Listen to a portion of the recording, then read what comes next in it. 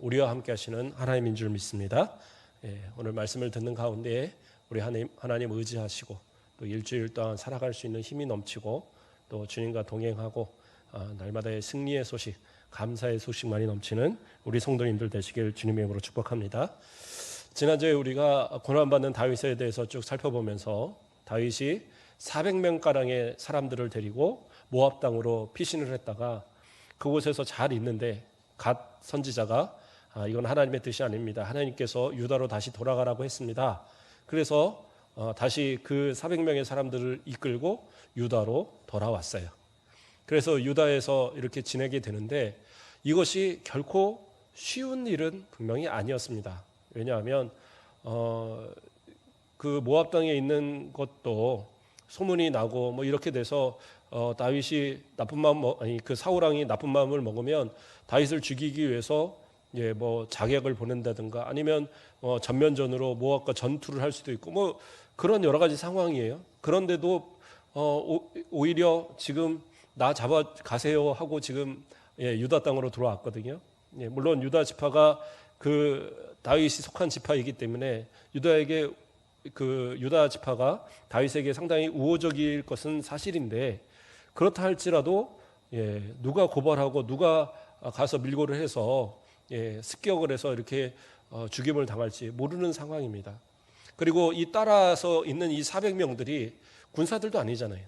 다 그냥 도망자들, 유랑자들, 빚지고 도망간 사람, 사고치고 도망간 사람, 뭐 이렇게 빼앗기고 뭐 그래서 도망 다니는 사람, 뭐 이런 어떤 사람들이 모여서 따르는 거예요. 그러니까 한마디로 그냥 오합지졸이에요. 어떤 싸움의 능력도 없고 그러한 사람들을 다 이끌고 다시 유다 땅으로 돌아와 있는 겁니다. 단 하나, 하나님께서 명령하셨기 때문에 하나님의 말씀에 순종해서 그렇게 왔던 거예요. 자, 그런데 사울 왕을 어쨌든 피해서 도망 다니는 가운데 다윗이 처음 이제 도망 나왔을 때, 이제 완전히 도망 나왔을 처음 당시에 아주 급하게 도망을 나왔잖아요. 그래서 아무것도 갖지 않고 어디를 거쳐서 왔었느냐? 아히멜렉의 그 제사장을 찾아가서 그 성막에서 제사하는 그 대제사장을 찾아가서 거기서 이제 거짓말을 했던 사건이 하나 있어요. 어떤 거짓말이냐? 그러니까 살기 위해서 어쩔 수 없이 한 거짓말일 수도 있는데 자신을 사울 왕이 급히 보내서 어디로 지금 가는 길에 다른 그 군사들은 저 어디에 있으니까 거기서 내가 만나기로 했는데 지금 급히 오다 보니까 밥을 못 먹어서 배고프고 우리 군사들 몇 명 있는 사람들도 지금 배고프니까 떡 한 5개만 주시면 안 될까요? 그러니까 이 아히멜렉이 다른 건 없고 그 진설병 하나님 앞에 바쳤던 그 진설병을 그 더운 떡을 놓고 다시 이렇게 끌어내온 것. 그러니까 이거는 법적으로 원래 제사장들만 먹도록 돼 있습니다. 레위기에 보면 제사장들만 이것을 먹도록 돼 있는 음식인데 이것밖에 없다라는 거예요. 그러면서 이제 어쨌든 다윗을 궁휼히 여기서 아히멜렉이 혹시 부정한 일이 없었습니까? 혹시 잘못한 일이 없었습니까? 혹시 여인을 가까이 한 적이 없었습니까? 그랬더니 지금 며칠 동안 그런 게 전혀 없었고 나와 함께한 소년들도 그런 일이 전혀 없었습니다. 하고 이제 얘기를 했어요. 그러면 이 진설병을 드릴게요. 해서 그거를 먹도록 줬습니다. 그리고 혹시 여기에 무슨 칼 같은 거 하나 없을까요? 제가 무기도 깜빡하고 놓고 왔네요.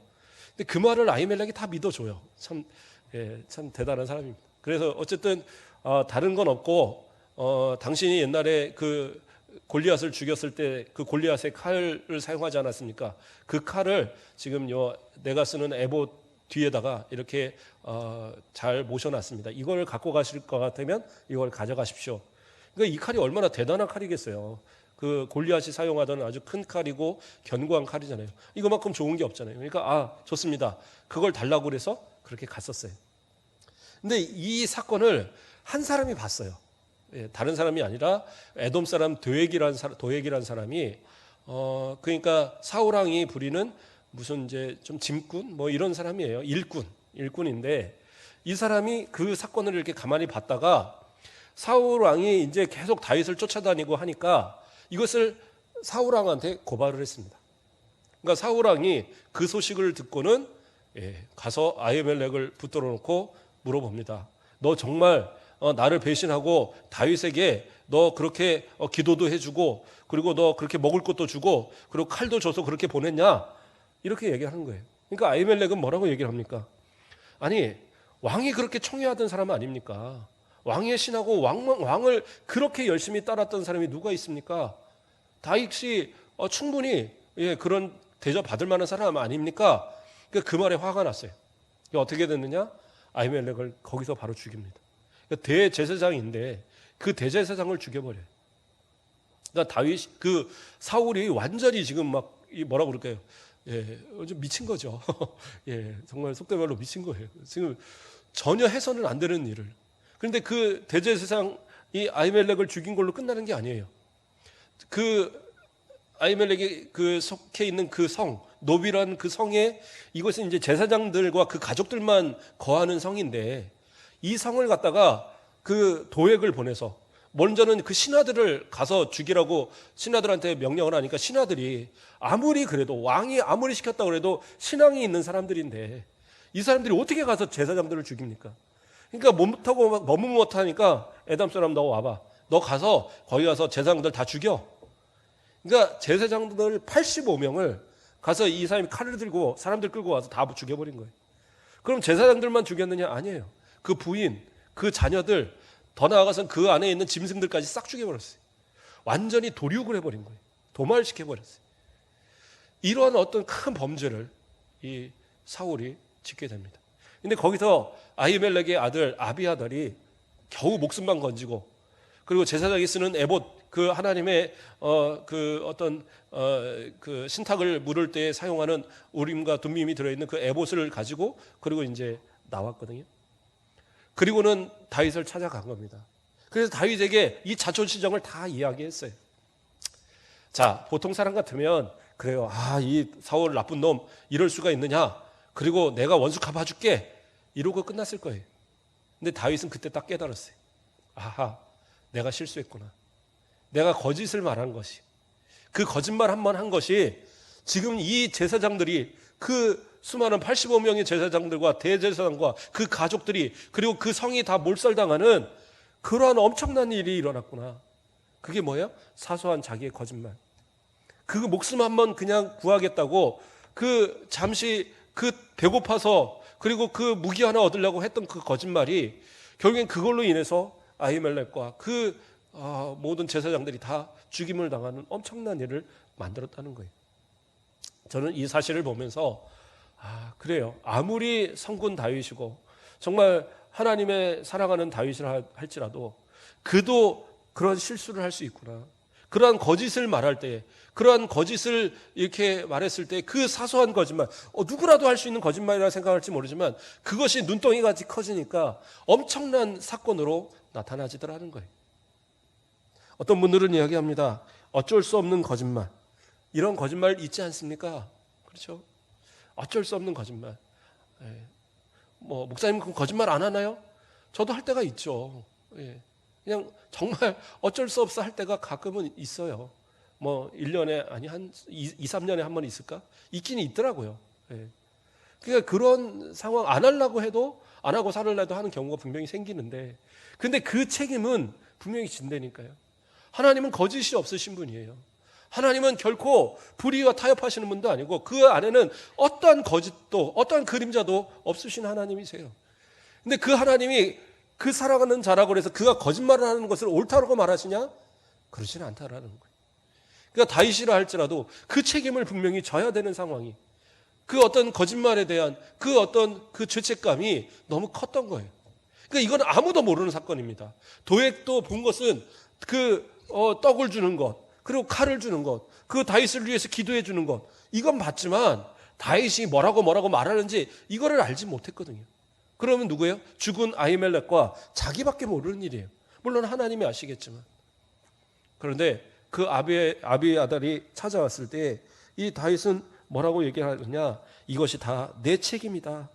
내가 내 책임으로서 이런 일이 일어났다. 그렇게 이야기를 하고 있어요. 그것이 바로 올바른 성도들의 자세인 거예요. 아무도 모를 수 있어요. 정말 어떻게 보면 나밖에 모르는 죄. 그러나 그것을 꽁꽁 싸고 내 가운데 있고 하나님께 나는 회개했으니까 이걸로 난 끝난 거야. 나는 죄인이 아니야. 그런데 아니에요.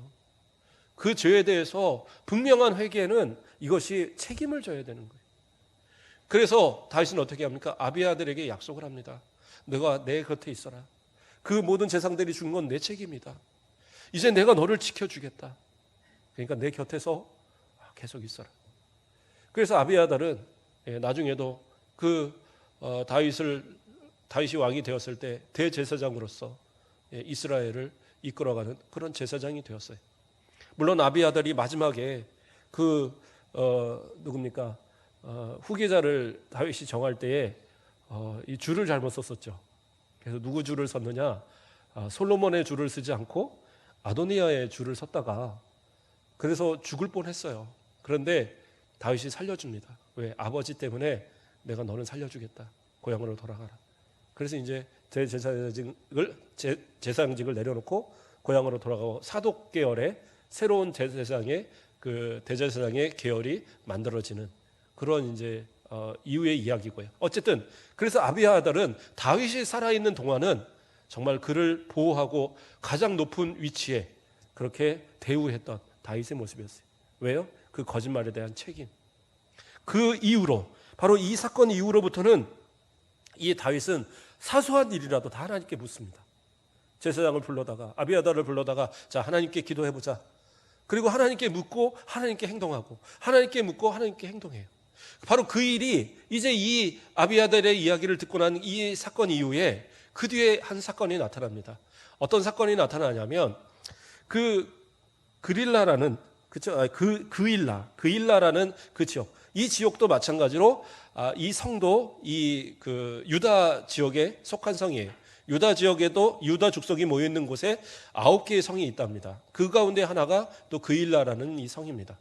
그런데 이 성에서 그 농사를 졌는데 밀농사를 지는데 타작마당, 그 타작마당에 이건 뭐냐면 성 안에 두는 것이 아니라 그 농사를 지면 옛날에 그 논 크게 하시는 분들 그러잖아요. 논에 그 한 중앙에다 이 볏짚들 다 모아갖고 탈곡하기 전에 이렇게 쌓아놓잖아요.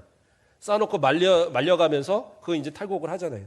그런 것처럼 그런 이제 식으로 이걸 쌓아놨던 거예요. 그런 탈곡 마당에 이렇게 해놨는데 누가 쳐들어오냐면 블레셋 사람들이 쳐들어와서 그 자리를 점령하고 그걸 다 뺏어버리는 거예요. 그 농사를 짓기 위해서 하는 소나 이런 것도 다 뺏고 그 자리를 딱 차지하고 그 곡식들을 다 가져가 버리는 그런 상황이 되는 겁니다. 그러니까 그 소식을 누가 들었냐면 다윗이 들었어요. 그래서 다윗이 들어서 하나님께 묻습니다. 기도하여서 묻는데 자 사무엘상 23장 2절 말씀을 보면 이에 다윗이 여호와께 묻자와 이르되 내가 가서 이 블레셋 사람을 치리이까 여호와께서 다윗에게 이르시되 가서 블레셋 사람들을 치고 그일라를 구원하라 하시니 이렇게 답을 해주셨어요. 그러니까 다윗은 정말 어떻게 보면 민족을 사랑하고 유다 족속을 너무나 사랑하는 거예요. 그러니까 자기는 또 지금 도망치기도 바쁜데 그런데 그 억울하게 그일라 사람들이 탈취를 당했다고 침탈을 당했다고 하니까 침략을 받았다고 하니까 그곳을 구원해 주고자 하나님 앞에 기도를 한 거예요. 그러니까 하나님이 그렇게 하라고 그래 가서 구원해라 얘기를 한 겁니다. 근데 여기까지는 좋았어요. 근데 전쟁을 혼자 합니까? 혼자 못 하잖아요. 다윗도 믿을 구석이 있으니까 전쟁한다고 그러지 혼자 골리앗 물리치듯이 혼자 가서 이렇게 싸워서 대결하고 그런 상황이 아니거든요. 누가 있습니까? 400명의 따르는 무리들이 있죠. 근데 아까 말씀드렸듯이 이 400명의 사람들은 전쟁을 하기 위해서 만들어진 사람들이 아니에요. 그냥 도망자들이에요. 또는 그냥 유랑자들이에요. 그냥 살 곳이 없어서 떠도는 사람들이었어요. 그런데 다윗을 중심으로 뭉친 것뿐이에요. 그러니까 무슨 전쟁을 해본 것도 아니고 나가서 무슨 싸움을 해본 것도 아니에요. 근데 그런 사람들을 데리고 가서 싸우겠다고 하니까 이 400명의 사람들이 더군다나 블레셋 사람들은 전쟁으로 이골난 사람들이에요. 그 사람들은 무슨 그렇게 막 농사를 져갖고 막 이게 아니라 저기 농사해서 얻을만 하면 가서 그냥 휙 쓸어오고 저기 양들 잘 먹이고 있으면 양들을 쓱 쓸어오고 그렇죠? 노예가 필요하면 저기 가서 한 족속을 갖다 깨부시고 노예 잡아오고 이러면서 사는 족속이거든요. 그러니까 싸움으로 단련된 족속인데 그 족속과 싸워서 그일라의 그 타작마당을, 그 성에서 그 갖고 있는 이 타작마당을 뺏어 다시 되찾아온다는 것은 그건 어떻게 보면 불가능한 일인 겁니다. 그러니까 이 400명의 사람들이 다윗에게 얘기하는 거예요. 이건 무모한 일입니다. 이건 말도 안 되는 일입니다. 어떻게 우리가 싸워서 그것을 빼앗을 수 있습니까? 그러니까 어떻게 해요? 다시 하나님께 묻습니다. 23장 4절 말씀을 보면 다윗이 여호와께 다시 묻자오는데 여호와께서 대답하여 이르시되 일어나 그일라로 내려가라. 내가 블레셋 사람들을 내 손에 넘기리라 하신지라. 뭐라고 약속했어요? 내 손에 넘기리라. 이 하나님의 이 약속을 믿고 그 다음에 담대하게 나를 따르라. 그리고 그 400명의 사람들을 가서 전쟁을 한 거예요. 어떻게 되겠습니까? 결과적으로 그 블레셋을 다 물리치고 그 그일라 사람들이 빼앗겼던 타작마당과 또 그들이 빼앗겼던 모든 짐승들을 다 되찾아서 그들에게 다시 넘겨줬어요. 그리고 그 그일라 그 성읍 그 요새 그 성 안에서 함께 이제 지내게 됐습니다. 자, 이 결과를 통해서 고난의 모습이고 두려워하는 모습이었지만 그러나 이 400명의 모습이 어떻게 바뀌었느냐? 이 전쟁을 통해서 그 오합지졸들이 군사가 된 거예요. 싸움을 해보고 이길 줄 아는 전쟁을 해본 겁니다. 이건 정말 대단한 겁니다. 전쟁을 직접 해본 것과 안 해본 거는 전혀 다른 얘기. 그렇죠? 제가 군대에 있을 때 탈영병이 하나 있었어요. 무장 탈영. 총을 들고 나갔습니다. 이거는 진짜 절대 우리 뭐 그래서도 안 되지만 뭐 손주나 이런 사람들 군대 갈 때 절대 얘기하세요. 정말 그래서는 안 되지만 혹시 나가더라도 총을 갖고 나가지 말으라고. 총 갖고 나가면 큰일 납니다. 왜냐하면 총 안 갖고 나가면 그냥 환병들이 찾으러 다니거든요. 근데 총을 갖고 나갔다 그러면 무장하고 군인들이 나서요. 그냥 발견하면 사살이에요. 그러니까 이거 총을 갖고 나간다는 건 진짜 위험한 겁니다. 근데 이제 실탄까지 막 들고 이제 한 사람이 나갔어요. 우리 부대는 아니고 옆 부대였는데 그러니까 그 지역을 완전 군인들이 다 점령을 하는 거예요. 그런데 그때 저는 이제 2등병 때였거든요. 그러니까 1병 이하는 나서지 마 그러더라고요. 나가자고 그랬으면 겁날 것 같아요. 가서 총을 쏴야 되는데 벌벌벌 떠잖아요.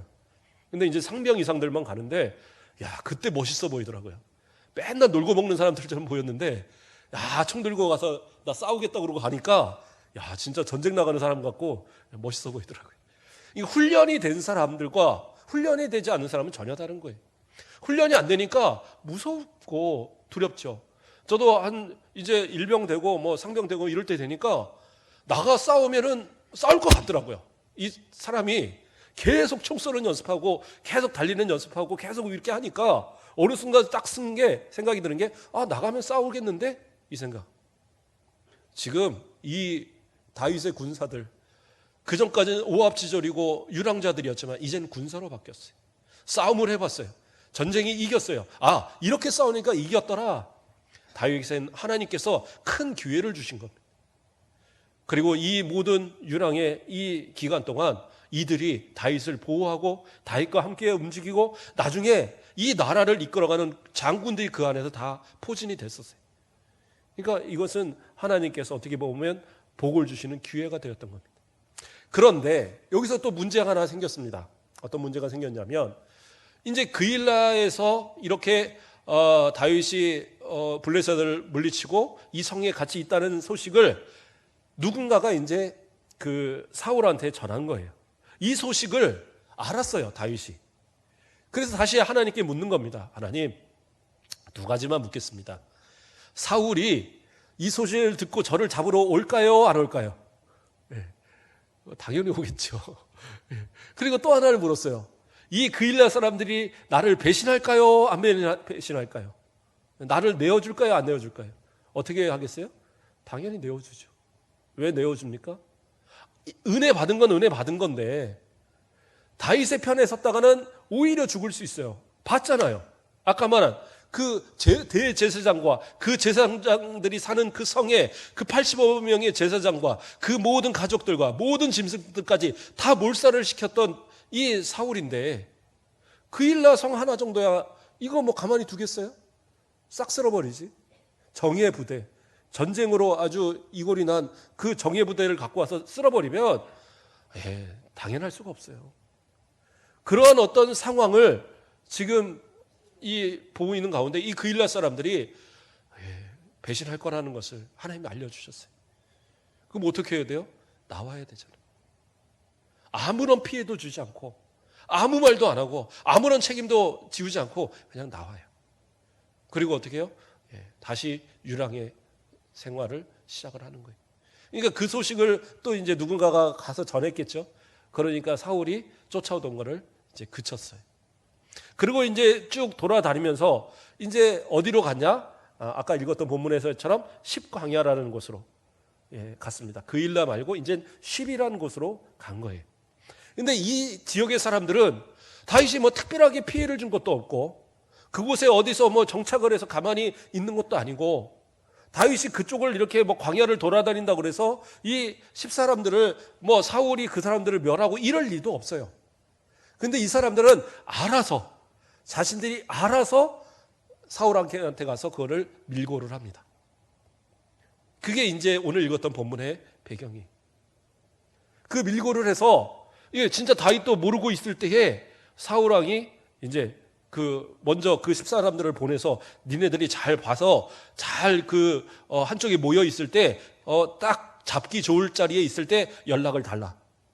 그래서 그 십광야로 나아갔을 때에 이 소식을 듣고 이 사울왕이 군사를 이끌고 다 몰려간 겁니다. 그런데 정말로 머리를 잘 써서 한쪽으로 다 모른 거예요. 딱 봤는데 저 산과 이 산에서 서로가 눈이 마주쳤어요. 다윗도 사울을 보고 사울도 다윗을 봤어요. 자, 어떻게 했겠습니까? 다윗은 반대쪽으로 이제 막 도망가죠. 근데 이 사울왕이 머리가 좋아서 때를 두루를 안아서 반대쪽에서 또 치고 올라가는 거예요. 그래갖고 딱 포위를 한 상황입니다. 이제 그냥 포위해서 점령해서 올라가갖고 딱 잡기만 하면 되는 그런 상황으로 몰려 있었어요.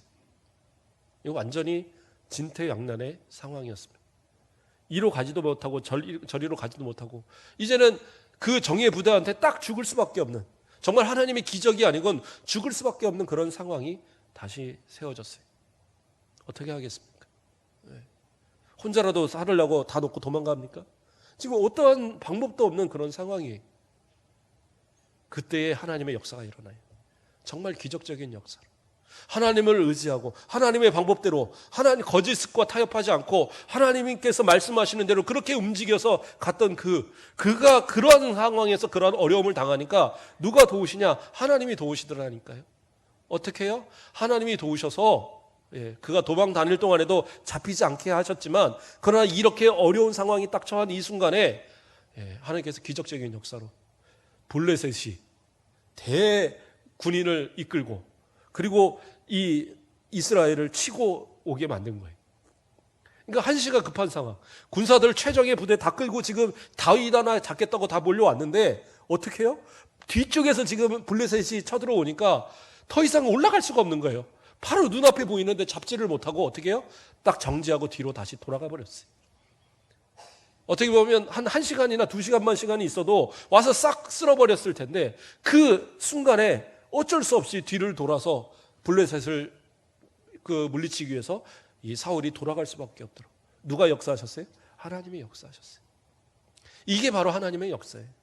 거짓으로 작은 거짓말이지만 그 거짓말로 내가 모면하려 할 때는 그 결과는 감당할 수 없을 정도로 큰 재앙으로, 큰 이 어떤 아픔으로 이게 커져버렸어요.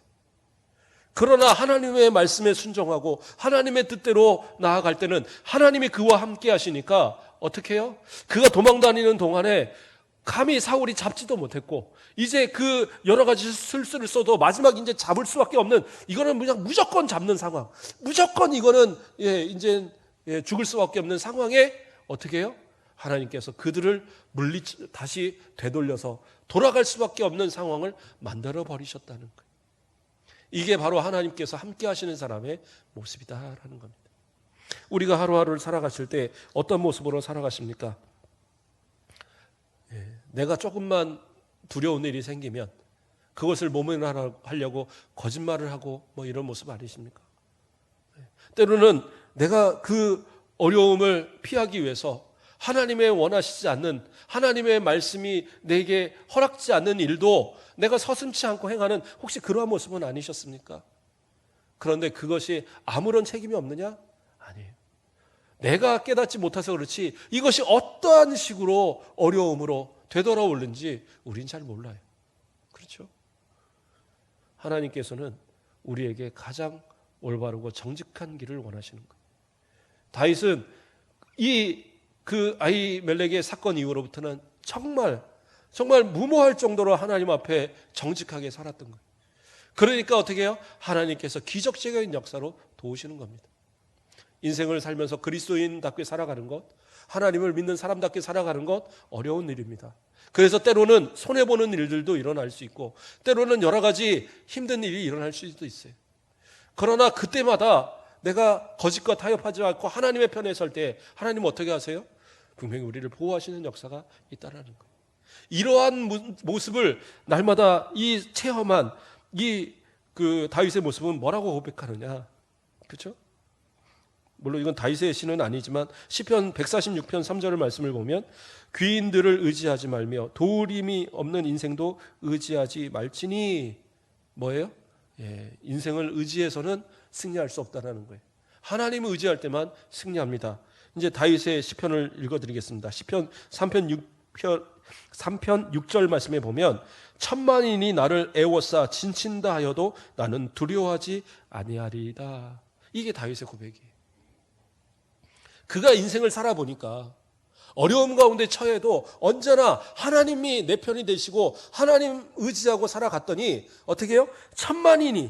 천만인이나 진짜 이렇게 둘러싼 적은 없겠죠. 그러니까 천만인은 뭐냐? 셀 수도 없는 사람들이에요.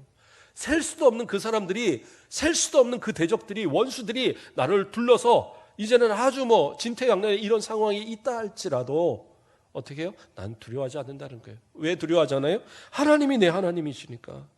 그러니까 결코 두려워할 이유가 없다라는 거예요. 그것이 다윗의 고백이었어요. 하나님은 그렇게 이끌어내셨습니다. 뿐만 아니라 더 놀라운 일은 뭐냐? 그 일날을 나올 때예요. 자, 우리가 분명히 모압 땅에서 다시 유다로 들어올 때 그 인원이 몇 명이었어요? 400명이었잖아요. 그런데 그 일라의 성에서 도망 나올 때, 이거는 평안할 때 나오는 게 아니라 도망 나가는 거잖아요. 그런데 그때 인원이 몇 명으로 부냐면 600명으로 불어요. 물론 이후에는 숫자는 더 불어갑니다. 뭐예요? 하나님께서 일할 수 있는 사람들을 붙여주시고 그를 따를 수 있는 사람들을 붙여주셔요.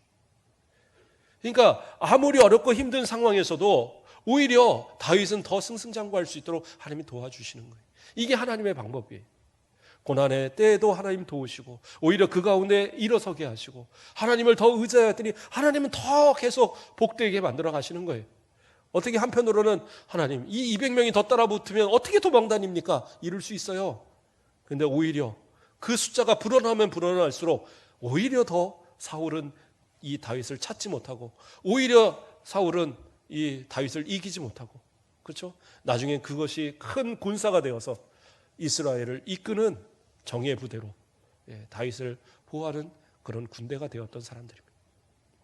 오늘도 이제 일주일을 살아가셔야 되는데 우리 하나님 앞에 정직하게 사시고 죄의 모습과 타협하지 마시고요. 기도하되 정말 하나님 앞에 정직한 기도. 그래서 일주일을 살아가면서 거짓말하지 마시고 저 한번 일주일 동안 그거 한번 해봤으면 좋겠어요. 거짓말 한 번도 안 하기. 물론 평소에도 안 하신 분은 어쩔 수 없지 당연하지만 이렇게 말하고 나면 꼭 거짓말할 일이 생겨요. 그러니까 그거 돌잔치 갔는데 전혀 안 이쁜 애 보고 아이고 이쁘게 생겨 공주 이쁘게 생겼네요. 그래서 이쁘게 생겼다고 안 하는 방법 있잖아요. 그래서 정말 이 남자애들 같으면 안잔 생긴 애들은 장군감이라고 그러고 뭐라고 그러더라. 또 여자애들 같으면 뭐라고 그러더라. 하여튼 이렇게 그런 다른 말들이 있더라고요. 그러니까 안 예쁜데 예쁘다 하는 것도 거짓말이다. 누가 이제 그러던데 그런 거 말고 어쨌든 내 위기를 모면하기 위해서 거짓말 안 하기. 제가 예전에 주일학교 아이들이 하도 거짓말이 아니라 하도 욕을 잘하길래 제가 욕 절대 안 하기로 약속을 하자. 그랬더니 아이들이 약속을 하고 진짜 그걸 잘 지키는 거예요. 그러니까 부모님이 볼 때에도 신기할 정도로 애들이. 근데 한 아이가 도저히 해도 안 되더래요. 그러니까 저한테 와서 하는 얘기가, 목사님 저 5번만 하면 안 될까요?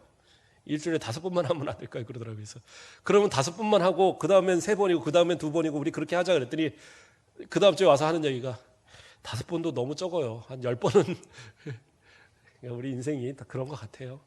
하려고 마음먹으면 잘 안 되는데 거짓말 하지 마시고 정직하게 부모에게나 자녀에게나 이웃에게나 사업을 하거나 모든 사람들에게 정직하게, 그래서 그리스도인다운 모습을 보이시고 하나님이 먹여주시고 하나님이 채워주시고 하나님이 이기게 하시는, 승리케 하시는 그 삶의 모습으로 다윗처럼 승리해가는 그러한 저와 여러분 되시길 주님의 이름으로 축복합니다.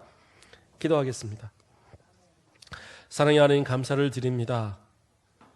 어렵고 힘든 상황에서도 다윗은 하나님의 편에 서서 생각하고 또 하나님의 백성들을 위하고 아무도 그들을 위해서 싸우지 않는다 하여도 누구도 뭐라 할 수 없는 것이지만 그들을 향한 긍휼의 마음, 또 아무도 하지 않을지라도 내가 감당해야 되겠다는 그 사명의 마음으로 주님의 편에 서서 나가 싸우는 모습부터 우리는 바라봤습니다.